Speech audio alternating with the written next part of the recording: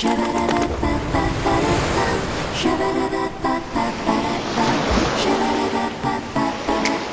into my heart.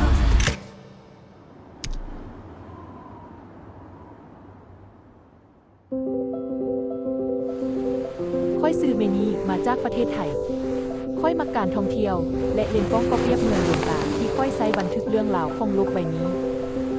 ครั้งนี้ค่อยได้เดินทางมาที่ท่าเรือแฮกเส้นทางสายไวทางทะเลในกวางซีประเทศจีนเพื่อชมทิวทัศน์และซอกหาโอกาสทางธุรกิจไปพร้อมกัน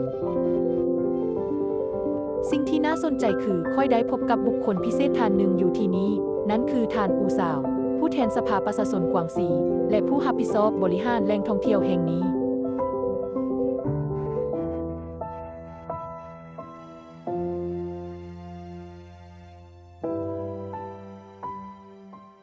สถานที่แห่งนี้ได้จำลองความรุ่งเรืองของท่าเรือต้นทางเส้นทางสายไวทางทะเลในสมัยราชวงศ์ฮั่นของจีนเมื่อ2,000 กว่าปีก่อนเบิ่งแล้วคือกับสถาปัตยกรรมอยู่เวียงเซียงไฮ้ของประเทศไทยเลยแม่นแล้วพวกเขาได้นำเอาองค์ประกอบของสถาปัตยกรรมไทยมาอ้างอิงในการออกแบบที่แท้แล้วเมื่อ 2,000 กว่าปีก่อนเรือสินค้าของจีนได้ออกเดินทางจากเฮอผู่ผ่านซ่องแคบมาลากาเพื่อไปค้าขายกับนานาประเทศ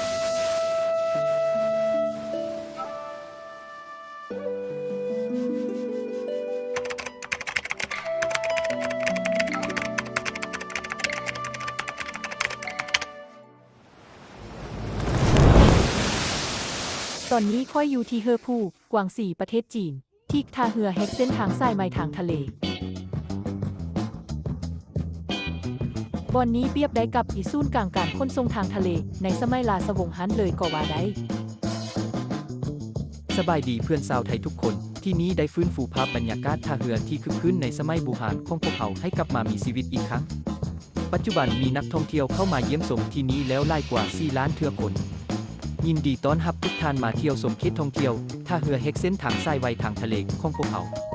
กวางซีมีทรัพยากรการท่องเที่ยวทางทะเลที่โดดเด่นและได้เข้าร่วมการก่อสร้างเส้นทางสายไวทางทะเลในศตวรรษที่21ร่วมมือกับประเทศอาเซียนเพื่อสุขยุการท่องเที่ยวข้ามชาติให้เติบใหญ่ขยายตัว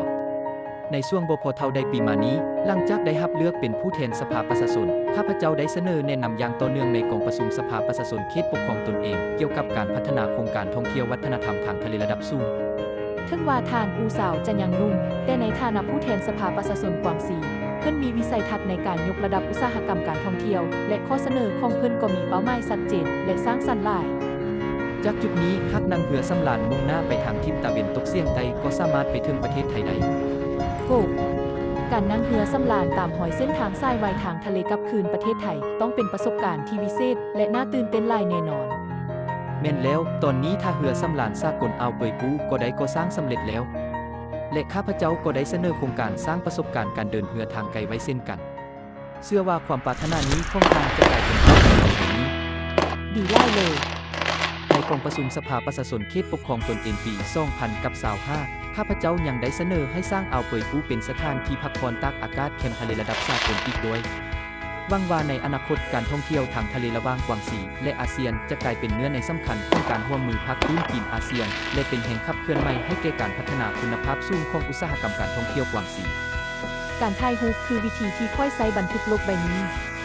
ส่วนการปฏิบัติหน้าที่คือวิธีที่ทานอูสาวไซเชื่อมต่อกับเส้นทางสายไหมจากอดีตสู่ปัจจุบันพวกเขาคนนึงใช้เลนส์กล้องเก็บกำความงามของทิวทัศน์อีกคนนึงใช้บาดกาวเดินเพื่อเขียนบทใหม่ให้แก่เส้นทางสายไหม